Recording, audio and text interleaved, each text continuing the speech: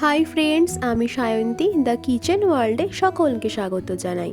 আজকে আমার রেসিপি আলু দিয়ে পাতলা মাটনের ঝোল। এটি সকলেরই প্রায় প্রিয়। চলুন তবে দেখি কি করে বানাচ্ছি। কড়াইয়ে সর্ষের তেল গরম করে তেজপাতা, শুকনো লঙ্কা এবং গোটা গরম মশলা ফোড়ন দিয়ে খুব ভালো করে ফোড়নের গন্ধ ওঠা অবধি আমাকে ভেজে নিতে হবে। তারপর পেঁয়াজ কুচিগুলো আমি স্লাইস করে কেটে নিয়েছিলাম, সেইগুলো আমি ভেজে নিলাম। খুব ভালো করে ভাজতে হবে যেন ব্রাউন কালারের হয়ে আসে। প্রায় 7 থেকে 8 মিনিট ধরে ভাজার পর পেঁয়াজটা ব্রাউন হয়ে গেছে। এবারে আমি দিয়ে দিলাম আদা, রসুন, কাঁচা লঙ্কার পেস্টটি। খুব ভালো করে ভাজা ভাজা করতে হবে যতক্ষণ না পর্যন্ত কাঁচা গন্ধটা চলে যায়। মশলাটা খুব ভালো করে ভেজে নিচ্ছি। ভালো করে ভাজা হয়ে গেছে, দেখুন নিচটা একটু লেগে যাচ্ছে, তার জন্য আমি অল্প একটু জল অ্যাড করলাম। এবারে খুব ভালো করে মিশিয়ে নিয়ে আমি একে একে মশলাগুলো অ্যাড করব, যেমন হলুদ গুঁড়ো, জিরে গুঁড়ো, ধনে গুঁড়ো এবং কাশ্মীরি মির্চ। মশলাগুলো দিয়ে দেওয়ার পরে খুব ভালো করে পেঁয়াজের সাথে মিশিয়ে নিচ্ছি। এরপরে খুব ভালো করে ভেজে নিতে হবে। ভেজে নেওয়ার পরে কাঁচা গন্ধ না যাওয়া অবধি আমাকে এটা কষিয়ে নিতে হবে।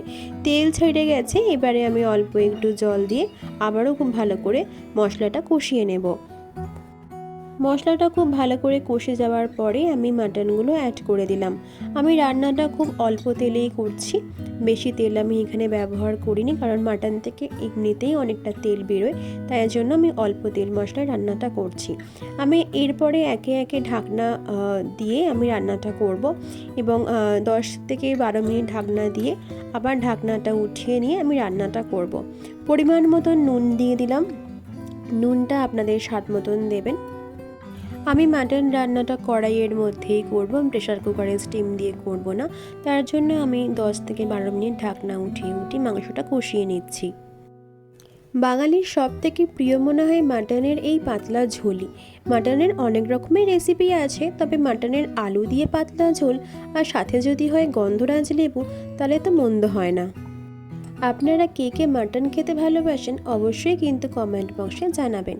এরপরে আমি অ্যাড করে দিলাম এরকম ডুমো ডুমো করে রাখা আলুগুলো। এবার আমি আলুগুলো দিয়ে মাংসটা খুব ভালো করে কষিয়ে নিচ্ছি। এরপরে আমি আরও 2 চামচ নুন অ্যাড করেছিলাম, সেটা আমার দেখানো হয়নি, তাই আপনারা আপনাদের প্রয়োজন মতন নুনটা দেবেন। আলুগুলো দিয়ে মাটনটা খুব ভালো করে কষানো হয়ে গেছে। এবারে আমি গরম জল করে রেখেছিলাম, সেই গরম জলটা এখানে অ্যাড করে দিলাম। এবারে খুব ভালো করে ফুটতে দেব, খুব ভালো করে মিশিয়ে নিচ্ছি। ভালো করে ফুটতে দেব এবং ঢাকা দিয়ে রান্না করব 10 থেকে 15 মিনিট। 10 থেকে 15 মিনিট হয়ে যাওয়ার পর দেখলাম যে আলুগুলো একদমই সেদ্ধ হয়ে গেছে। এর মধ্যে আমি দিলাম 1 টেবিল স্পুন ঘি এবং সামান্য গরম মশলা গুঁড়ো। আমি ফোড়নে গোটা গরম মশলা দিয়েছিলাম বলে অল্প একটু গরম মশলা গুঁড়ো ওপর থেকে ছড়িয়ে দিলাম। ঘি আর গরম মশলার ফ্লেভারটা মাংসের মধ্যে যাতে খুব ভালো করে ঢুকে যায়, তার জন্য আমি গ্যাসটা কমিয়ে দিয়ে ঢাকা দিয়ে আরও 5 থেকে 7 মিনিট রান্না করেছি। 5 থেকে 7 মিনিট রান্না করার পর আমি সার্ভ করে দিলাম গরম গরম আলু দিয়ে পাতলা মাটনের ঝোল। কেমন লাগলো আমার এই রেসিপি অবশ্যই কমেন্ট বক্সে কমেন্ট করবেন। Thank you.